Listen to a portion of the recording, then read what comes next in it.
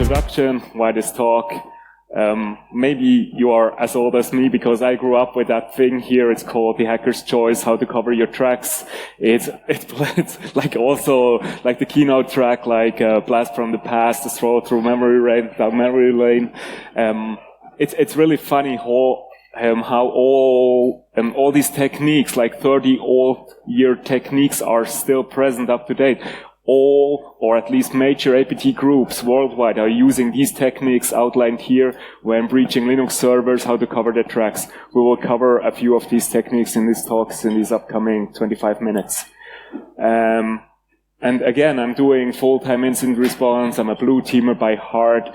And there is this whole debate going on online with Florian Rob, for example. Should the red side really publish all these tools, these offensive tools online?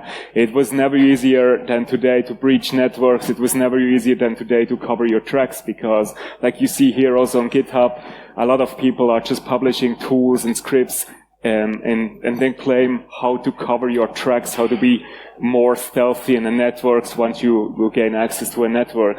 Turns out it's not as easy as that, and that's our advantage as blue teamers, as defenders. Let's get started here. It's not an operating system class. I don't have much time to cover all the basics needed because I have to move forward. So let's get straight to the point. Plain and simple. When attackers breaching networks, the thing they love to do is just deleting files. They come, they execute their stuff, they exfiltrate the data, and they delete their tracks, they cover their tracks. At least that's what they think they are doing. Because the funny thing here is this called NTFS. That's the file system under Windows. This NTFS file system is consistent of a thing called a master file table. An MFT, in a nutshell, is like a phone book of all the files and folders you have on your file system, right? So once I delete a file as an attacker, that file is not automatically purged from the file system. So a few people are nodding here in the audience. That's good. So you have at least some background. The funny thing is, as long as these files are present on the file system and not overwritten by the operating system, I have a chance to recover them. So what I can do here, the screenshot is from Velociraptor, another open source tool which is heavily used by incident response teams all over the world, is I can search for key names. I can search for file names, just basic keyword searching. And what I'm doing here is I'm searching for rclone.conf. rclone is super heavily used and super famous by threat actors, by ransomware groups to exfiltrate data, right? It's just a tool used to smuggle out data out of the network. These rclone, this tool comes with a configuration file. This configuration file might hold password and username of an external server used to exfiltrate the data. What we can do now as defenders, when we see traces of rclone in the network, we can try to search for this rclone file. This is from a real incident here, so all the screenshots are from real incidents we worked on. The search here, that NTFS MFT search from Velociraptor, returned a hit.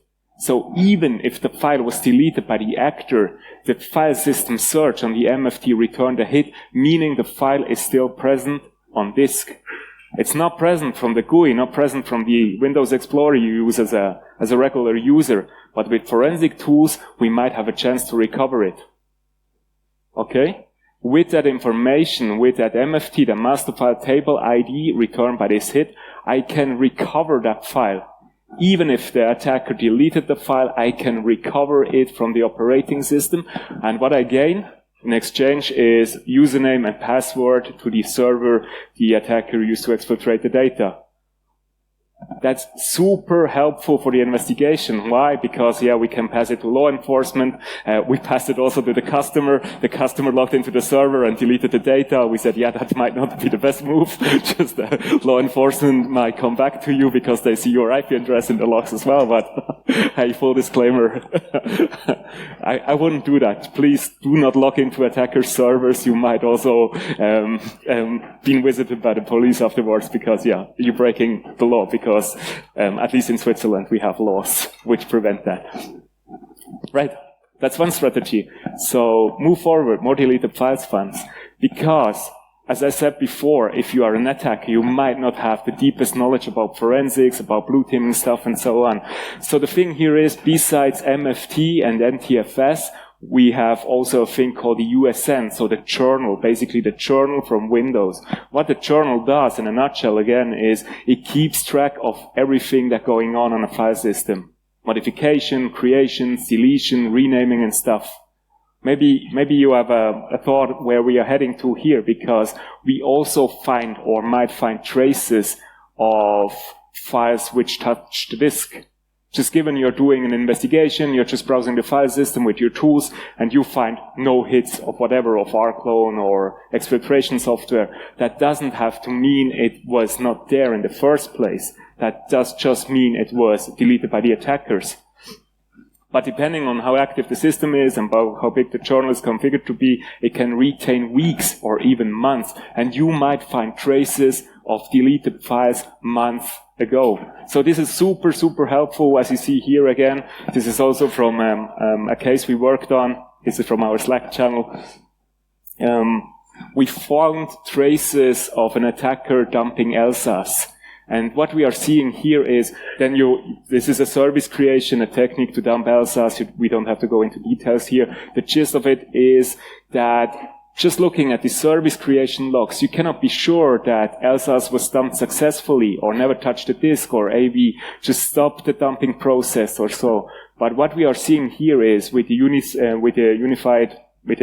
journal, that LSAS dump file, that .png for masquerading, was written to disk and subsequently deleted a few minutes afterwards. So that means the threat actor was in possession of the LSAS dump, most probably.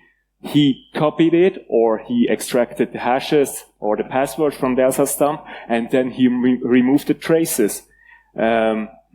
What you're seeing here is, that's also one of the other things we can use. Besides MFT, so master file table information we saw before, we can also use the journal to find more information here.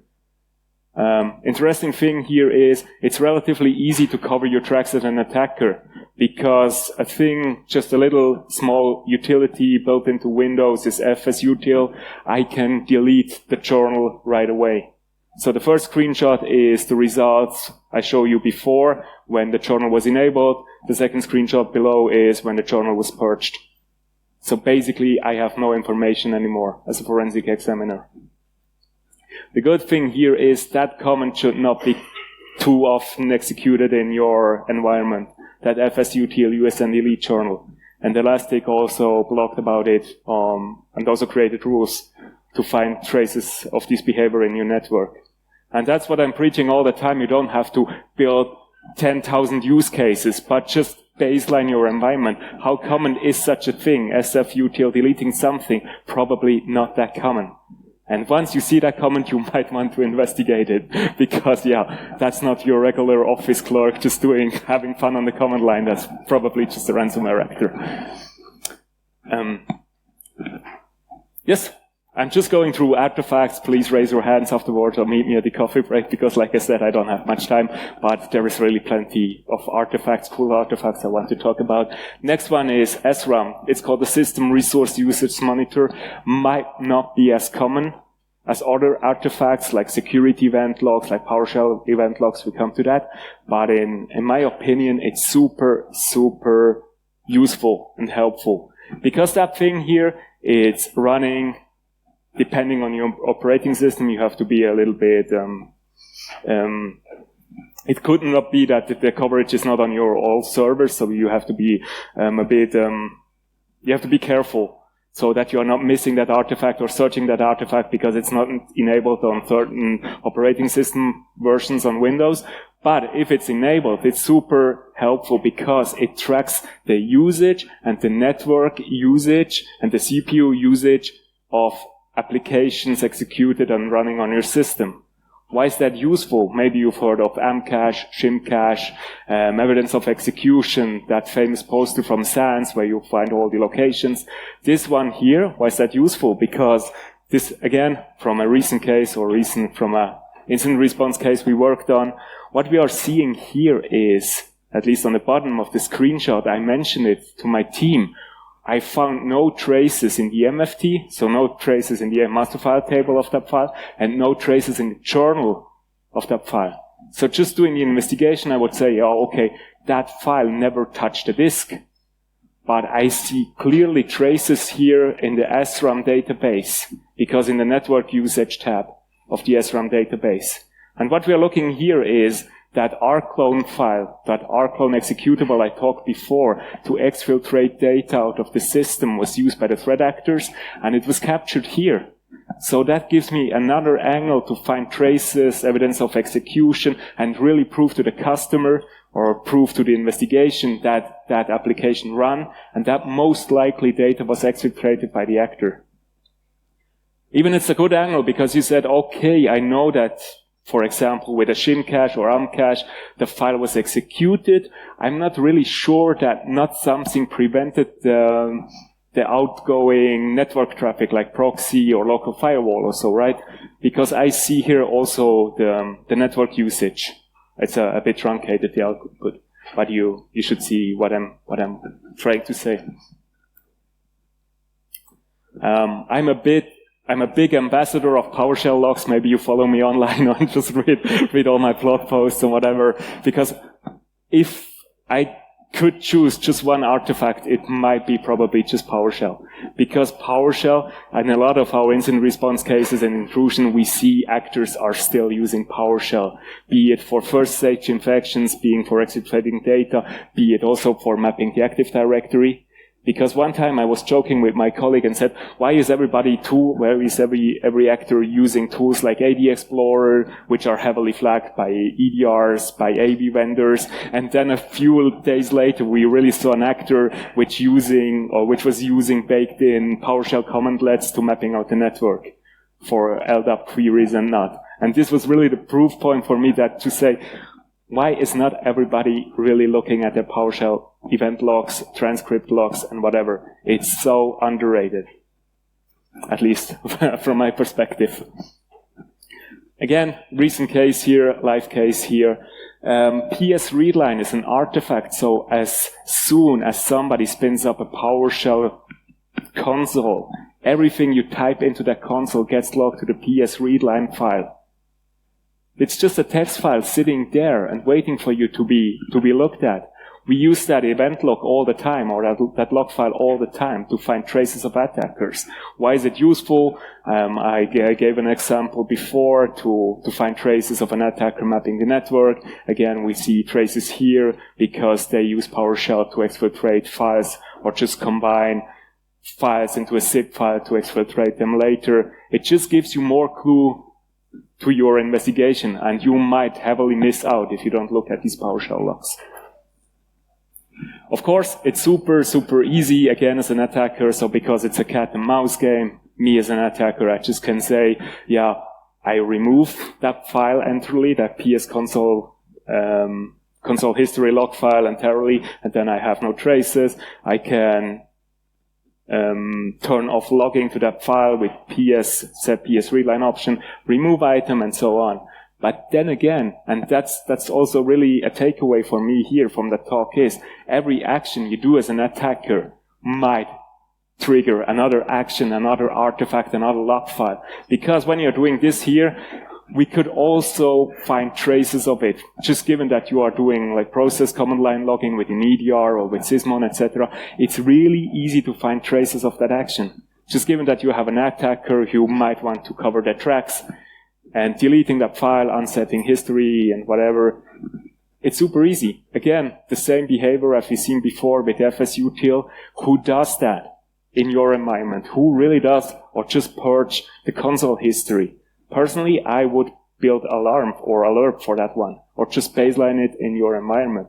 And then if you have a hit, that might be an attacker in your network.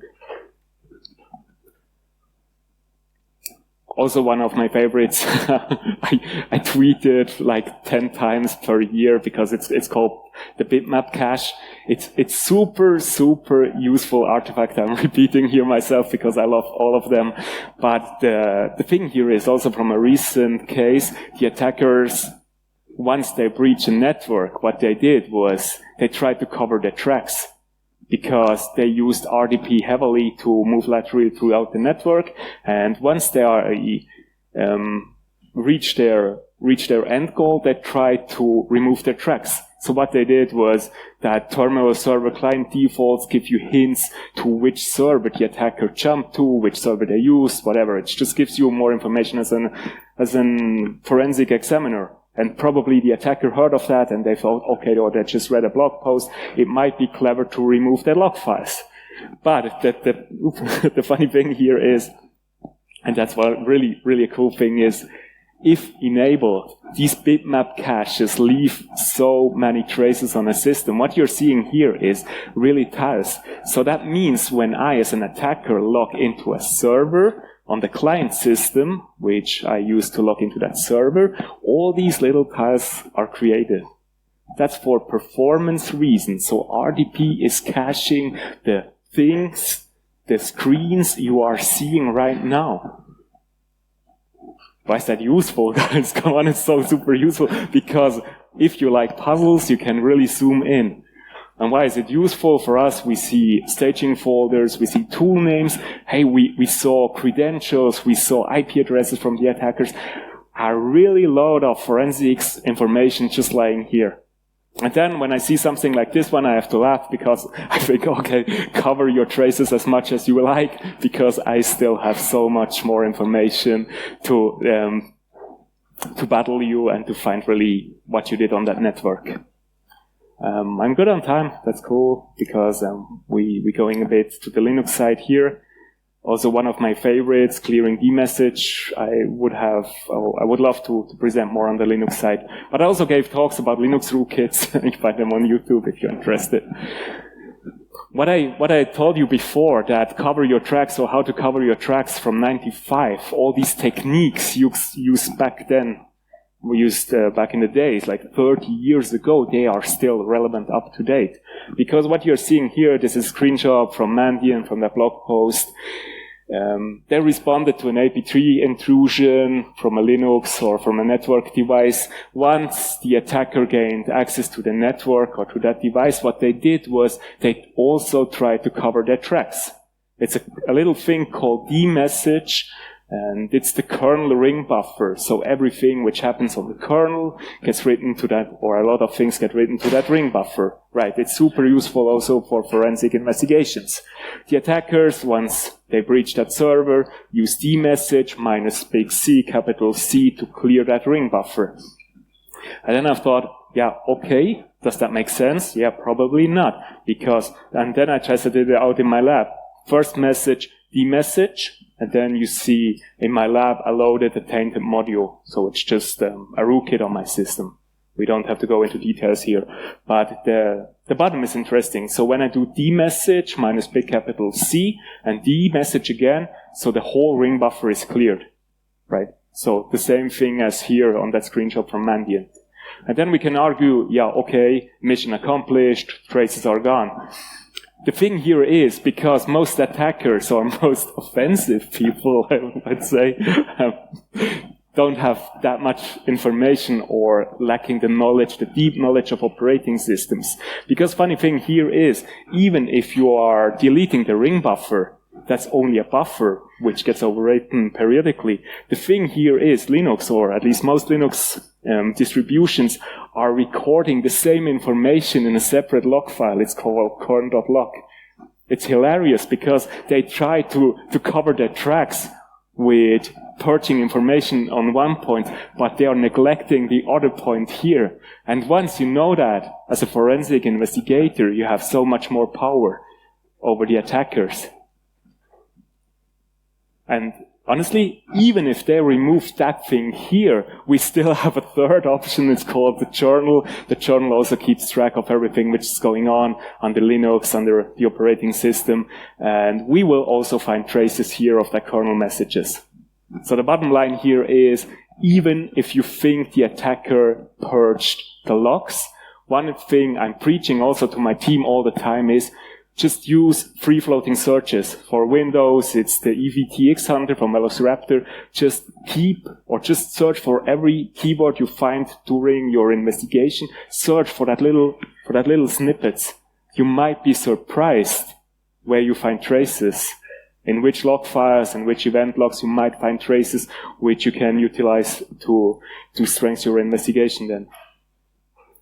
But then, I backtracked, or I sidetracked, because I talked about the journal, and then, let's say I'm a clever attacker, and then I said, I know, or just watch that presentation here on YouTube the next day, or just sitting here in the audience and think, okay, Stephan said, I have to be careful. I have to remove the kernel ring buffer. I have to remove the kern.log. I have to remove. Can I remove the journal? Because also journal gives us traces of the attackers inside our network. Which brings me to the next topic, the clearing journal. That company here, that Yorodoi.company, was referencing also a Mandiant block. Because Mandiant was responding to another intrusion, they found out that the attackers purged a lot of logs, a lot of common Unix, Linux log files, last log, syslog, for example, whatnot. And they said, okay, that bleach parameter from that tool the attackers were using during an intrusion results in hard times for the incident response team. And then I thought, okay, is it really that hard? Especially because they were not pointing to the journal, they were pointing to that utemp, vtemp, last log, syslog. So they just stating in the blog post, it's hard for us. But then again, in no blog post, nobody from that companies were referencing the journal, because I made some tests on my system. I logged in, SSH, doing some stuff, whatnot, loading kernel modules, and all this information, without even looking at all these logs, were purged here by the attackers. I still find the same traces in the journal. It's really a matter of perspective. What are you looking at? How do you looking at all these log files? But then I thought, okay, now I'm an attacker. I want to be clever. I'm clearing my log files. I want to purge the journal. Turns out purging or clearing the journal is pretty easy. Just one comment, two comments, rotate, vacuum time 1 second, and the journal is gone. So all the information here, you have no journal. Turns out, lucky for us defenders, if you are purging the journal, clearing the journal, that generates another log files, mention, hey, somebody cleared the journal. Melina, maybe she's also in the audience here, she will also speak about EDR and under Linux and Linux log files, so please stay in the room if you are interested in that topic. The last slide here, which I kind of think of funny is, and which sums up our industry pretty well, I think, in 25, is who will notice it anyways? Because a lot of things we are responding to a lot of intrusions. I'm doing incident response day in, day out. And a lot of times, a lot of companies, even big companies, they wouldn't even find out if somebody purchased that log files here. We are spending so many time, so many billions in EDRs, in CMs, in building log files and log constructs that we are missing sometimes the low-hanging fruits. I would strive for just picking the low-hanging fruits, make sure that you baseline your environment, that you will find such easy traces of attackers in your network. So I think we are on time. We still have 5 minutes for questions if you have. Thanks for listening to my talk.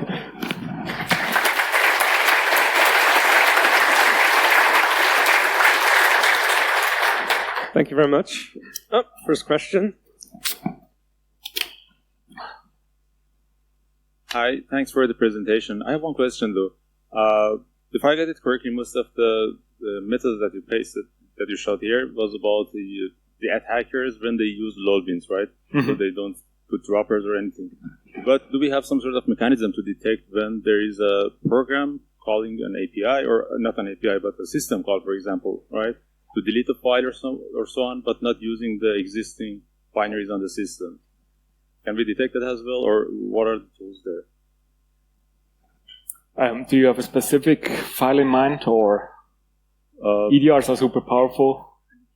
So, but then again, of course, when you say they are not leveraging the API, which get hooked by that's the thing. I mean, for example, in Windows LSAS or in Linux systems, for example, they want to disable the logging in the, as you showed us, the kernel log, right? Mm-hmm. But if they install a kernel module, for example, to do that, would you be able to detect it as well? I mean, when they read a file or they dump the memory or something like that? It's a bit more complicated. So Matt Green, so the guy from Velociraptor, started a few months back in our team, and he has some detection strategies. But it really boils down to look into the memory, which are the flags and so on. It's not an easy answer. Mm-hmm. Bottom line is, yes, it might be possible with a big might, but there is not an easy solution like here. But I personally would say, in most of the time we are responding, or 90% we are responding to regular or just ransomware group operators. Even APTs are making mistakes. Yeah, my question basically came from this direction that when the attacker has the ability to, let's say, run a command as root, like disabling something, or in Windows system dumping LSAS memory or things like that, then probably they also have the ability to install something. And then they can use their own program to remove a file from the hard disk that it will not use the delete command or something like that, sure, that leaves traces. In my experience, even APT groups, they're making mistakes. Oh, okay. Over time, they're making a mistake. Yep. Yeah, thank you. Nobody can really be that perfect in their operations. Thank you very much. Anyone else? Any other questions?